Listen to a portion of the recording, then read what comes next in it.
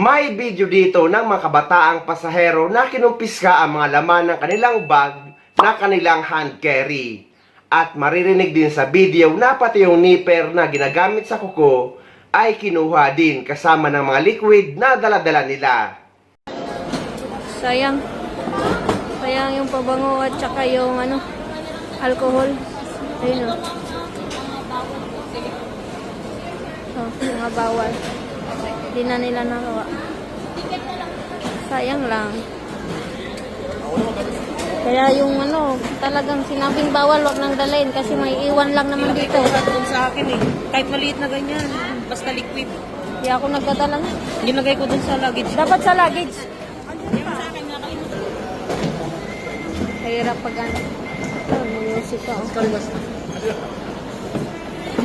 Pag talaga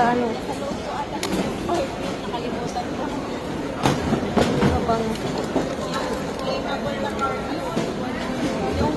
Sayang naman ang bench. Wala nang laman. Sayang naman ang pabango. Ano na yung laman? Boarding pass daw. Wag nang uulitin. Yung nipper ko. Sayang. Buti na lang kanina. Akala ko na lang. Alam mo kanina. Sayang ng nipper. Ang daming nakuha pabango. Sa akin, pabango lang talagang Nipper. Oo, iba-vlog ko yon para maging aware yung mga na wag talaga sila maglalagay ng mga liquid sa hand carry. Kasi maiiwan lang naman yun, kukunin lang nila yan. Sayang lang. Kaya wag nyo nang galahin. Dalhin ninyo saging. Dalhin nyo saging, yun yung saging ko. Nakalusot yung saging ko. Tsaka yan mamahal ng pagkain dito. Dapat kumain na kayo sa labas bago kayo kumain dito. Ay baka din na kayo kumain dito sa loob kasi talagang mahal. Banana cheese. How much? Magkano kaya yan? Ayan guys, nakapasok na kami. Dito na kami sa loob. Po tayo. Saan sila? Ayan yung airplane. AirAsia Cup. Philippines. Ayun yung sasakyan natin. Ang layo. Yung nipper guys, kaya ito kinuha dahil sharp object ito. Considered as weapon. Hindi naman ito bawal dalhin pero dapat nakalagay ito sa check-in.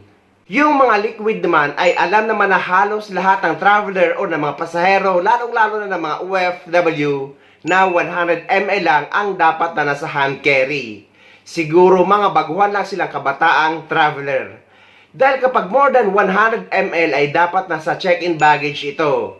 Dahil kapag nasa hand carry ay kukunin talaga nila yan. Ang napansin ko lang din, the way na i-check yung bag na ginagamit yung kamay na talagang kinukulikot pa sa loob, ay dapat mag-ingat kayo guys.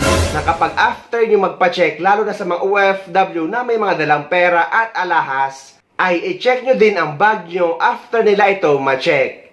Dahil mahirap na or ayoko na magsalita, alam nyo na. Ayun guys, maging aral ito sa lahat na dapat kapag more than 100 ml ay dapat nasa check-in baggage. Dahil ang allowed lang sa hand carry ay 100 ml lang na liquid.